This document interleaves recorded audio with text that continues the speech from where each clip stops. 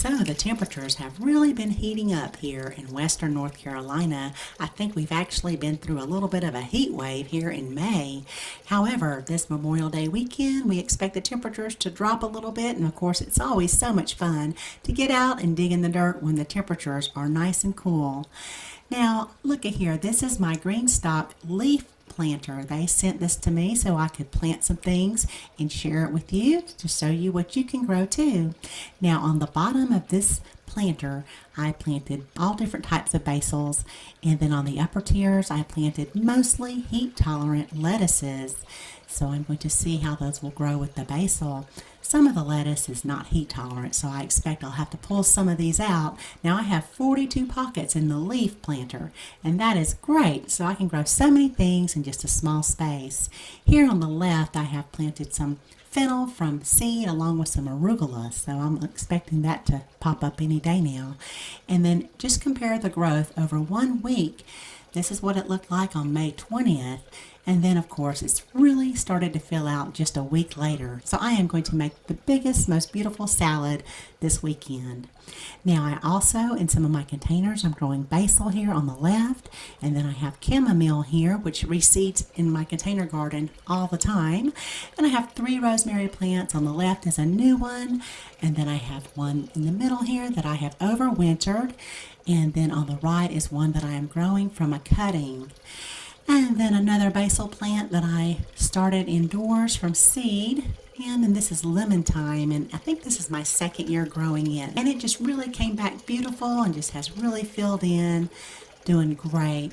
Now whenever you see your thyme, mint, or oregano stop growing in the center, that's a sign that you need to either divide that plant or just take a cutting and propagate it and start you a new plant. And I showed you how to do that in another video, which I'll leave you a little card up here for that so you can check it out, or I'll leave it down below the video in the description area. So you can see both of these mint plants, my apple mint and my spearmint, need to be divided. They're getting way too root bound in this container.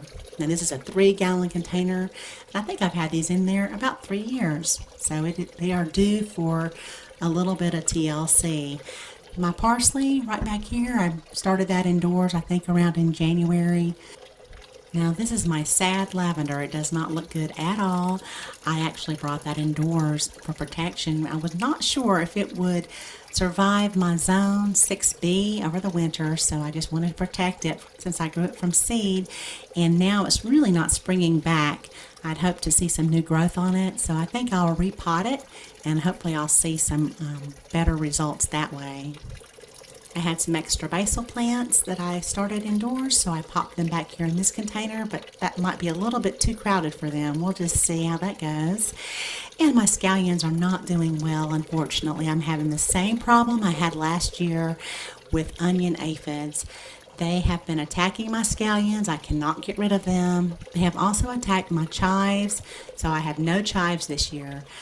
So what I'll probably have to do is stop growing chives and shallots and onions for at least a year, maybe 2 years, to starve these things out.